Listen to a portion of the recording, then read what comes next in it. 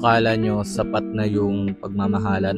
Akala nyo pag mahal nyo yung isa't isa, aayos din lahat. Pero may hindi sinasabi ang realidad. Aminin man natin, hindi binabayaran ng pagmamahal ang mga bills. Hindi tinatanggap ng gutom ang mga lambing. At lalong hindi naaayos ng yakap ang kawalan ng direksyon sa buhay. Okay, sinasabi nila, okay lang kahit mahirap, basta magkasama. Madalas ko naririnig. Pero pansinin mo, kapag pareho kayong mahirap, ang bawat maliit na problema, nagiging malaking away. Ang mga tanong na, sino magbabayad? Bakit ako lagi? Hanggang ganito na lang ba yung buhay natin? Kasi ang totoo, kapag pareho kayong walang pera, pareho kayong walang kontrol. At kapag wala kayong kontrol, lahat ng emosyon, naaapektuhan ang desisyon. Nagiging sumbatan yung usapan, nagiging survival mode ang relasyon nyo. Hindi problema ang magmahal. Ang problema, puro na lang pagmamahal. Wala nang kilos para mag-grow kayo as a partner. Ang love, dapat may support. Support ng bawat isa. Kasi pag parehas kayong lumubog, kahit papaano, matutulungan nyo pa rin yung isa't isa.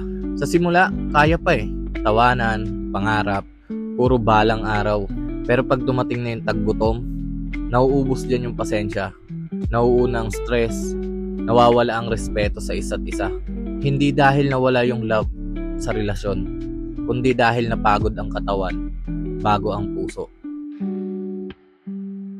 May mga relasyon na hindi nasisira dahil may third party.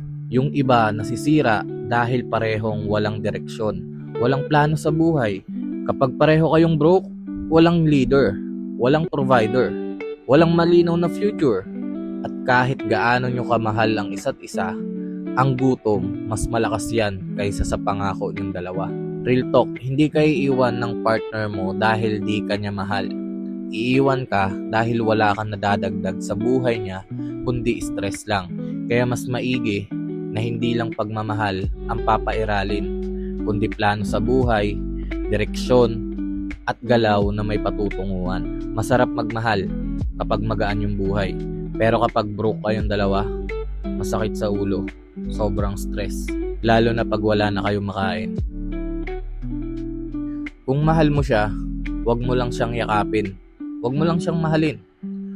Umangat ka, gumalaw ka para sa inyong dalawa. At ganun din dapat siya. Kung relasyon ang iniisip mo, ayusin mo muna ang sarili mo. Kasi ang love, hindi yan sagot sa kahirapan. Bonus lang yan kapag may direksyon ka na. Oo, masarap magmahal. Tama ang magmahal. Pero tatandaan mo, iba ang takbo ng realidad, lalo na pag nasa laylayan ka.